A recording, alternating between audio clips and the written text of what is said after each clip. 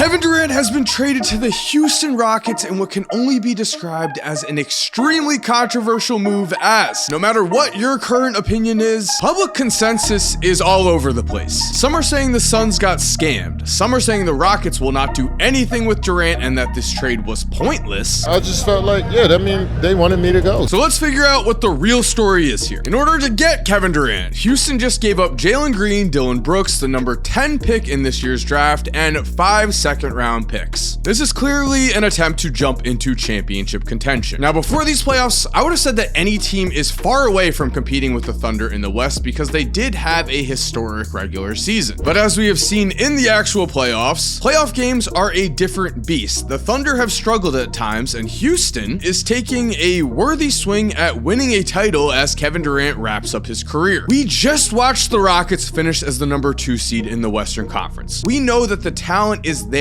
on this roster to compete, but we also can agree that the Warriors just exposed some of the Rockets' biggest flaws. Houston's roster, while incredibly successful during the regular season, certainly had some overlap when it came to their core players' roles, especially when it came to Fred VanVleet and Jalen Green, as neither Jalen or Fred are high-level playmakers. They're both score-first guards, and in the playoffs, Alperen Sengun actually led the team in assists per game at the center spot, which means moving Jalen is not going to hurt the Rockets in any extreme type of way. And while Kevin Durant does bring some playmaking, that is not where he's going to be fixing things here. The two notable flaws that KD will instantly fix for Houston are: 1, Houston's inconsistency at the power forward spot. Jabari Smith Jr. has just not been reliable, plain and simple. In the playoffs, he was not even included in the starting lineup, and off the bench, he didn't really produce in the way you would want, averaging just 7.4 points and 3.9 rebounds per game on 45.5% shooting. Durant will be a major upgrade over Jabari, who is still going to be able to play a bench role for Houston. We'll see how that goes, as he is a former number 3 overall pick, and normally former number 3 overall picks are not benched in their 4th year. But there is a chance Houston starts Durant at the small forward spot. They could go Fred VanVleet, Amen Thompson, Kevin Durant, Jabari, and Alperen Sengun. One of the most important things about this trade, though, is speaking about Jabari. The fact that the Rockets were able to keep him along with all of their other main assets in Tari Eason and Reed Shepherd, I'm considering Amen Thompson and probably Sengun untouchable, means that Houston has the flexibility to make a move for another star if that is the direction they want to go in. But even if this is the lineup that the Rockets are riding with, this team has plenty of young players that can fill the roles that Jalen Green and Dillon Brooks are leaving behind. Amen Thompson in particular was drafted as a point guard and has played small forward or even power forward for Houston just out of team need. After the All-Star break, Houston gave Amen the chance to have the ball in his hands more, and we saw his assists go from 3.4 a game pre-All-Star break to 5.1 assists per game post-All-Star break. Amen Thompson has legitimate superstar potential. Any touches that Jalen Green was getting will be well used by Amen as he continues to develop. And also, I'm excited to see what Reed Shepherd is able to do next season with more touches as well. But as for the second flaw that Kevin Durant immediately addresses on this roster, perhaps most importantly, when it comes to the playoffs, Kevin Durant brings reliable scoring in the 4th quarter of close games, especially in clutch moments. This is something that the Rockets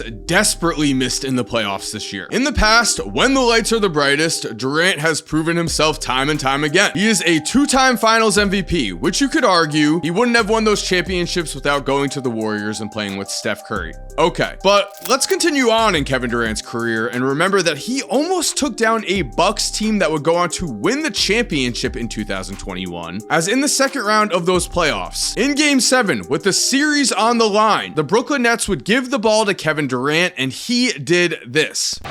Gets it into Durant. Here is Durant moving on Tucker. He turns, he shoots. Yes! With 1 second remaining.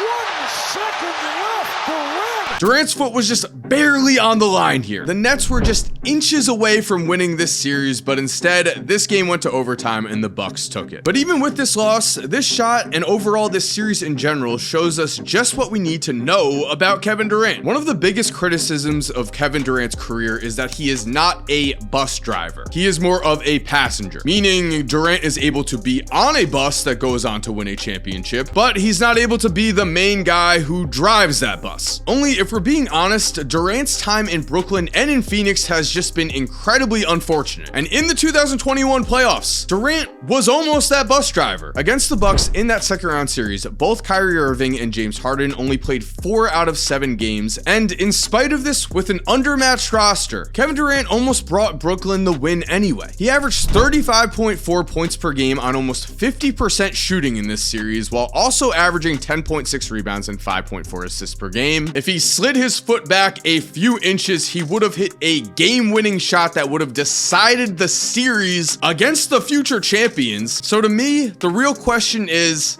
Kevin Durant still the same player, or at least close to the same player that he was in this Brooklyn Nets series? I will say that Father Time remains undefeated, but I will also say that Kevin Durant is still a high-level star. Side note, it would be awesome if you subscribed and turn on post notifications if you are enjoying this video. Only if you do like the content though, that would make you a high-level star. Continuing on, the Suns have been terrible, but that wasn't Durant's fault. This roster made absolutely no sense after the Bradley Beal trade. And in a world where NBA stars sit out more than ever before, KD played 75 games in 2024 and 62 games last season. He also was 6th in the NBA in points per game with 26.6 last season, to go along with 6 rebounds and 4.2 assists per game. So does he only have a few years left of this type of production? Yes. But with modern science, with Durant's dedication to the game, we know we are going to see high-level scoring from him, and Houston is betting on their young core in Amen Thompson, Tari Eason, Alfred Sengun, Reed Shepherd, and Jabari Smith Jr. to improve as young players, to then put themselves in a position where come next year's playoffs, having a future Hall of Famer and 2-time NBA champion will make the difference for an extended playoff run. And the thing is, in order to get Kevin Durant, the Rockets really didn't break the bank here at all. I do want to bring up Durant's contract here, as he is technically signed until just the end of next season. However, Houston was on Kevin Durant's list of 3 preferred teams he wanted to be traded to, and throughout recent NBA history, we have seen this exact same story play out, where a trade like this happens, a behind-the-scenes deal has already been negotiated where someone like Durant lets it be known that he will re-sign with the team that is going to trade for him. So we have to figure that is the case here for the Rockets if they are willing to give up a former number 2 pick in Jalen Green. Overall, I love this trade for Houston. I love that they're not sitting on their hands and instead are willing to make a move to possibly put them in championship contention. And also, I don't think Jalen Green was ever going to take a leap with the Houston Rockets. Could he do so on the Phoenix Suns? Well, for starters here, if I was Devin Booker, I would be requesting a trade immediately, because I think we can all agree that this team has no possible chance of competing for a title during Book's prime. Phoenix is in a weird no man's land here. They do not own their own first round pick outright until the 2032 draft, which means losing does not currently benefit them in any way. But the Suns also do not have nearly enough talent to compete. They only won 36 games this season, they missed the playoffs this season, and now they're replacing Kevin Durant with Jalen Green and Dillon Brooks, while Bradley Beal is still holding on to that no trade clause. And speaking of Beal, Jalen Green in Phoenix is a fit that only makes sense if Bradley Beal is no longer there. Green is a score-first guard who hasn't shown himself to be much of a playmaker. He averages 3.4 assists per game last season, which has been what he's averaged for his entire career, which means the fit here would have to be Devin Booker moving over to the point guard spot, which I do think can work. Book averaged 7.1 assists per game last season. I think Booker is better as a shooting guard, but I do think he can play point guard. Bradley Beal, though, has a player option for $57 million in the 2027 season. He has been awful in Phoenix, and with him taking up that much cap space, there's no real chance for Phoenix to improve their roster until the 2028 season. If I was Phoenix, I would trade Devin Booker while his trade value is still very high. I would look to get as many high-level first-round picks back for him as possible, and I will end this video by focusing on Jalen Green, because maybe this is the wake-up call Jalen Green has needed. In his second season, he showed extreme promise, averaging 22.1 points per game. At that point in time, a lot of people were hyping up a Cade Cunningham versus Jalen Green rivalry. And in year 4, Jalen did average over 20 points per game. The talent is there, so maybe he needs this change of scenery. Jalen just had a terrible playoff showing that saw him average 13.3 points per game on 37.2% shooting against the Golden State Warriors in a series where he was largely invisible on the court. Sometimes players need this kind of wake-up call, this kind of fresh start to get the most out of their potential. Jalen Green still has all-star potential if he's willing to put in that work, but I want to know, what do you think about this trade down below? Is Houston a legitimate contender? Are the Phoenix Suns doomed forever? Let me know in the comments. And there we have it. Thank you for watching. I hope you enjoyed today's video. If you are new to the channel, please make sure to subscribe and turn on post notifications. Only if you did like the video though. And if you're already subscribed, thank you so much for supporting. You are awesome. We all know it. And as always, have an awesome day and cue